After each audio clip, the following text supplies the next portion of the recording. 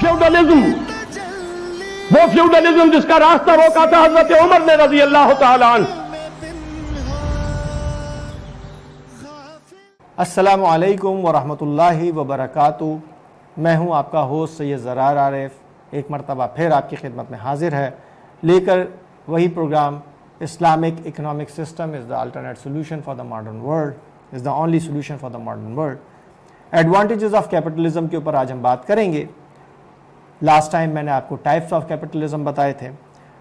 देखिए, हर निज़ाम के बेनिफिट्स यानी प्रोज एंड कॉन्स ज़रूर होते हैं। अगर उसके प्रोज ना हो या उसके एडवांटेजेस ना हो तो वो निज़ाम प्रिवेल नहीं कर सकता। तो ये तो बात हमें मलूज़ खातिर रखनी चाहिए कि कैपिटलिज्म के एडवांटेजेस हैं, इसी वजह से वो प्रिवेल किया। और क्या एडवांटेजेस हैं वो मैं आज आपके सामने रखूँगा बड़े ब्रीफली, ताकि हम इससे पहले कि सरमायादारा निज़ाम और उसके ऊपर आगे जाएं और आगे जाकर के हम आपको सोशलिज्म के बारे में बताएं, तो वो बिल्कुल एक अपोजिट सिस्टम होगा कैपिटलिज्म के। तो इसको इस तरह से समझ लें कि what are the advantages of capitalism. Capitalism an economy based on the free market where resources and firms are privately owned. In practice this usually involves some state intervention, protect private property and regulate certain aspects of the economy। ये मैंने आपको पिछले बार बताया भी था कि होता तो फ्री मार्केट है, लेकिन मैंने आपको ये भी बताया था कि टोटल या 100% कैपिटलिज्म दुनिया में कहीं प्रिवेल नहीं करता। डेफिनेट गवर्नमेंट इंटरवेंशन ज़रूरी है ताकि वेलफेयर इकोनॉमी के जो एडवांटेजेस हैं वो भी यहाँ दिए जाएँ या वो ग्रास रूट लेवल तक उसके बेनिफिट्स को जाना चाहिए ताकि सेफ गार्ड किया जा सके कंज्यूमर के भी बेनिफिट को।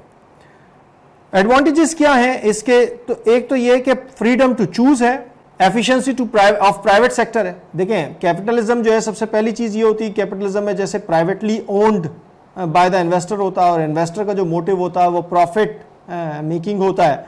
और प्रॉफिट मेकिंग डेफिनेटली वो जब प्रॉफिट बढ़ाएगा तो मैक्सिमाइजेशन की तरफ जाएगा और मैक्सिमाइजेशन ऑफ प्रॉफिट के अंदर जो है वो तमाम रिसोर्सेज इस्तेमाल करेगा जिसमें जो है वो इफेक्टिव यूज ऑफ रिसोर्सेज के जरिए प्राइवेट सेक्टर में एफिशिएंसी को इंक्रीज करे। तो कैपिटलिज्म के अंदर जो लेबर क्लास है या मटेरियल एफिशिएंसी है या रिसोर्सेज की एफिशिएंसी है वो तमाम की तमाम बढ़ जाती है, वो अपने मेरिट पे आगे बढ़ती है। फिर जो है वो freedom to choose, definitely private owner को ये आज़ादी होती है कि वो कोई सा भी बिजनेस या जिस भी मार्केट के अंदर जाए वो वहाँ पर अपना फ्रीली इन्वेस्ट करे और फ्रीली उसमें काम करे।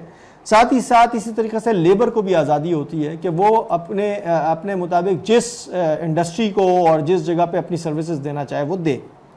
अगर उसको एडवांटेजेस मिल रहे हैं, वो किसी एक इंडस्ट्री से दूसरी इंडस्ट्री में स्विच करना चाहते हैं, एक फर्म से दूसरे, तो वो बिल्कुल आज़ाद होते हैं।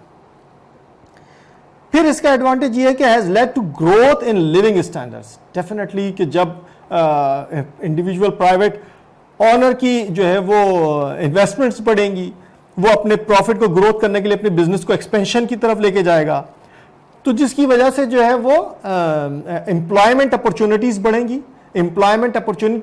और जैसे मैंने आपको बताया कि एक फ्रीडम टू चूज जो है वो एडवांटेज मौजूद है लेबर को, तो लेबर भी अपना जो है वो लेवल ऑफ स्टैंडर्ड जो है वो बढ़ाना शुरू कर देगा और इसकी वजह से पूरे के पूरे जो मुआशरा है उसका लिविंग स्टैंडर्ड बढ़ना शुरू कर देगा। क्योंकि डेफिनेटली ये मल्टीप्लायर और एक्सीलरेटर इफेक्ट है कि जो लेबर या जैसे कहते हैं हम लेबर, उसको लेबर के माने मजदूर के ही नहीं होते बल्कि वो सर्विसमैन जो कि कहीं काम कर रहे हैं उस प्राइवेट ऑनर के साथ, वो जितने ज़्यादा अर्निंग कर रहे होंगे तो वो उनकी अर्निंग ही कंज्यूमर पैटर्न को जन्म देती है। तो वो एक मल्टीप्लायर इफेक्ट के अंदर इकोनॉमी ग्रोथ करना शुरू करती है, तो उनका लिविंग स्टैंडर्ड भी बढ़ जाता है। क्रिएटिव डिस्ट्रक्शन, अच्छा ये भी होती है कि क्रिएटिव डिस्ट्रक्शन होती है कि जो भी रिसोर्सेज इस्तेमाल किए जाते हैं वो इस अंदाज में इस्तेमाल किए जाते हैं कि इससे जो इकोनॉमिक में जो डिस्ट्रक्शन हो रही होती है, मटेरियल एक्सप्लॉयटेशन हो रही होती है, वो एक कंट्रोल्ड मैनर में for the benefit of the not only on the owner side होता है बल्कि उस कंज्यूमर साइड पे भी जा रहा होता है।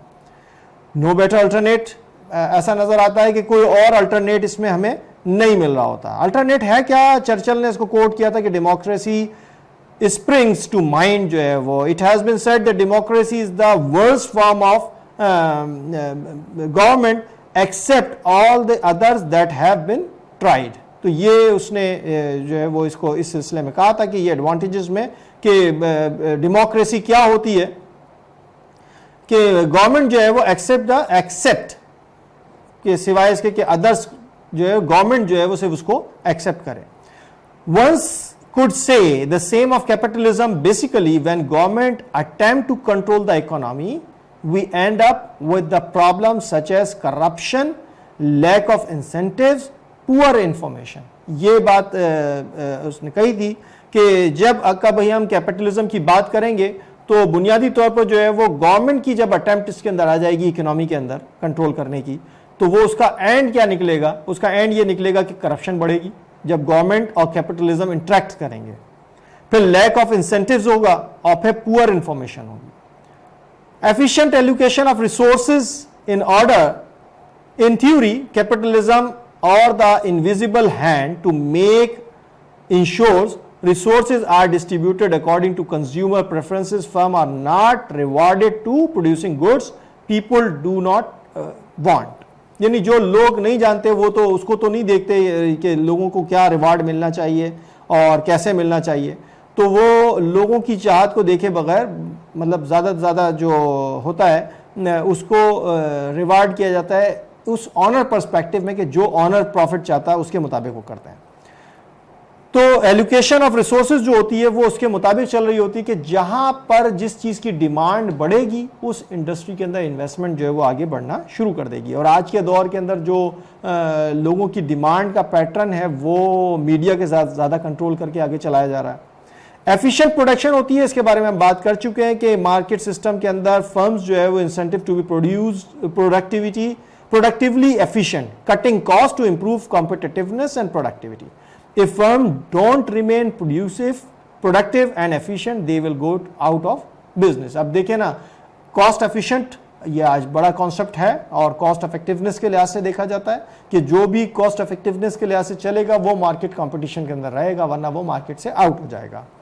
डायनामिक एफिशिएंसी ओवर टाइम जो है वो अगर आप देखिए तो वक्त के लिहाज से आगे आगे जो है ना firms in a capital system need to respond to change in consumer preferences and respond to new consumer trends. तो जो डायनामिक एफिशिएंसी होती है उसको अडेप्टेबिलिटी के लिहाज से देखना पड़ेगा। जैसे इसकी एग्जांपल हम यूं भी देख लें कि अगर तो कोई फर्म या कंपनी जो कि इंडिविजुअल की प्रेफरेंसेस के साथ अपने आप को इक्विप्ड नहीं कर रही, वो मार्केट से खुद ब खुद आउट हो जाती हैं। जैसे फ्यूजी फिल्म्स जो है वो इसकी मिसाल है। वो जो है कन्वेंशनल सॉर्ट ऑफ फिल्मिंग के ऊपर चल रहे थे, लेकिन आप देखिए जैसे ही जो है वो डिजिटल मीडिया के ऊपर सारा कुछ ट्रांसफॉर्म हो गया तो वो आज जो है फ्यूजी फिल्म्स मार्केट में कहीं नज़र नहीं आती। तो उन्होंने उस तेज़ी से अडेप्टेबिलिटी नहीं की। फाइनेंशियल इंसेंटिव जो है वो क्या है कि suggest to evidence suggest that people work hardest when there is a personal financial incentive. For example, entrepreneurs only take risk in setting up business because the potential or large financial reward. ठीक है ना, तो वो अपने profit के बढ़ाने के लिए, प्रोडक्टिविटी बढ़ाने के लिए इंसेंटिव देते हैं, उनकी उसको बढ़ाते हैं, तो डेफिनेटली लार्ज इंसेंटिव जो है वो मौजूद होते हैं। क्रिएटिव डिस्ट्रक्शन जो है उसके बारे में जे शम्पेटर argued a powerful influence in capitalism was the idea of creative destruction. If firms become inefficient and outdated, they go out of the business. This leads to short-term problems and employment.